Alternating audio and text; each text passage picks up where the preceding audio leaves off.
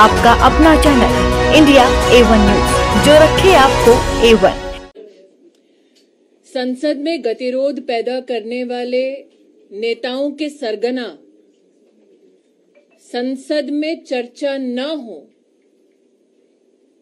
संसद की कार्रवाई स्थगित हो, इसके रचनाकार राहुल गांधी से आज भारतीय जनता पार्टी के कार्यकर्ता पूछना चाहेंगे कि आपने अपने संसदीय इतिहास में लोकसभा में कितने प्राइवेट मेंबर बिल इंट्रोड्यूस किए, जिन्होंने अमेठी के सांसद होने के नाते आज तक अमेठी के सांसद के नाते एक प्रश्न न किया हो, जिन्होंने अमेठी छोड़कर वायनाड जाने के बाद 2019 के शीतकालीन सत्र में 40% से भी कम की अटेंडेंस रखी हो, जिनका पूरा राजनीतिक जीवन संसदीय परंपराओं का अपमान करते बीता हो, आज वो संसदीय कार्रवाई, संसद में डिबेट, संसद में डिस्कशन ना हो, इसके लिए अपने आप को समर्पित कर रहे हैं। भारत की संसद भारत की अपेक्षाओं का, आकांक्षाओं का प्रतीक है।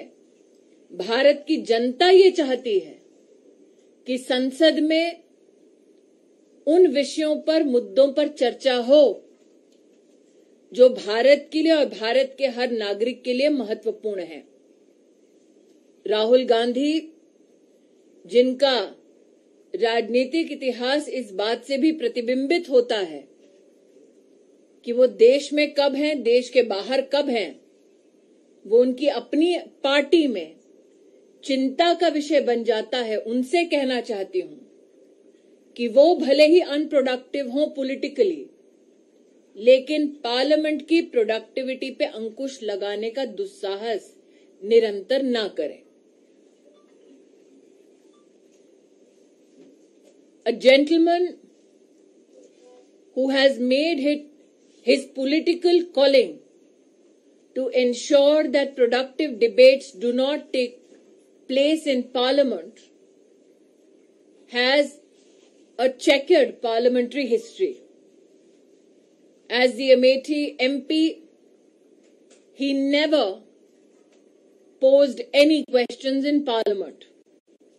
Once he abandoned Amethi and went to Wayanad, his attendance in the winter session in Parliament 2019 was a meager 40%. A gentleman who has never proposed a private member bill in Parliament in his parliamentary journey, today yet again wants to ensure that a healthy, productive debate, discussion in Parliament does not take place. Today is adamant to bring down the productivity of the Lok Sabha. A gentleman whose entire political history has been dotted with showing disrespect to parliamentary procedures and constitutional means of engagement, needs to recognize that the Parliament of India reflects the spirit, the expectations, the aspirations of the people of India.